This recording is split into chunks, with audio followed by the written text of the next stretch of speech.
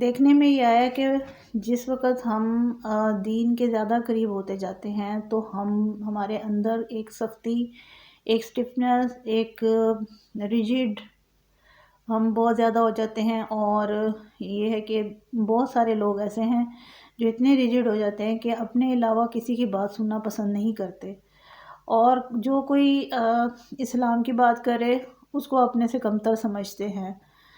تو یہ ایسا ایٹیٹیوڈ اسلام میں ہرگز جائز نہیں ہے۔ جو لوگ اس چیز کا شکار ہیں یہ میری ویڈیو دھیان سے سنیں کہ اللہ تعالیٰ کے کیا احکامات ہیں۔ 2 آیات میں آپ کو اس میں بتاؤں گی اور 2 احادیث بتاؤں گی۔ بسم اللہ الرحمن الرحیم۔ فَبِمَا رَحْمَةٍ مِّنَ اللَّهِ لِنْتَ لَهُمْ، یہ اللہ کی رحمت ہے ہی ہے کہ آپ ان لوگوں سے نرم ہیں۔ سورۃ آل عمران کی 159 آیت ہے۔ اسی طرح ایک اور آیت میں بتایا گیا ہے ادفع باللتی ہی احسن، برائی کو بھلائی کے ساتھ دفع کرو۔ اور ایک حدیث میں آپ صلی اللہ علیہ وآلہ وسلم نے فرمایا، صحیح مسلم کی ہے، کہ اللہ تعالیٰ نرم ہے اور وہ نرمی کو پسند کرتا ہے۔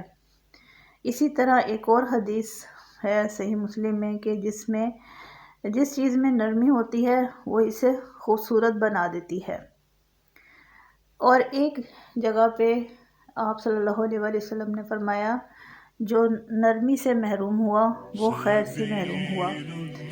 تو دین کا مقصد ہرگز یہ نہیں ہے کہ ہم جو ہے نا وہ اگر ہم دین کا علم حاصل کریں تو ہم دوسرے لوگوں کو کفر کے فتوے دیں اور ان کو اپنے سے برا سمجھیں۔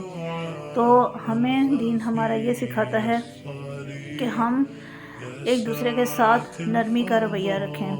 ہاں، قانون سخت ضرور ہے، قانون شکنی جرم ہے، جو اللہ تعالیٰ کے قوانین ہیں ان کی جو ہے نا وہ ان کو توڑنا باعث سزا ضرور ہے، لیکن ہم اگر خود ان کو توڑ کے اور دوسروں کے ساتھ برا سلوک کریں گے تو ہم اس کے لیے قیامت کو جواب دہ ہوں گے، اور ہو سکتا ہے کہ ہمارے تمام اعمال بجائے اس کے کہ ملٹیپلائی ہونے کے 0 سے ملٹیپلائی ہو جائیں۔ تو ہم جو ہے نا وہ اس چیز کو کیئرفلی ہمیں لے کے چلنا پڑتا ہے، اسپیشلی جب ہم دین میں داخل ہو جاتے ہیں یا دین کی باتوں کو جو ہے نا وہ سمجھنا شروع کر دیتے ہیں۔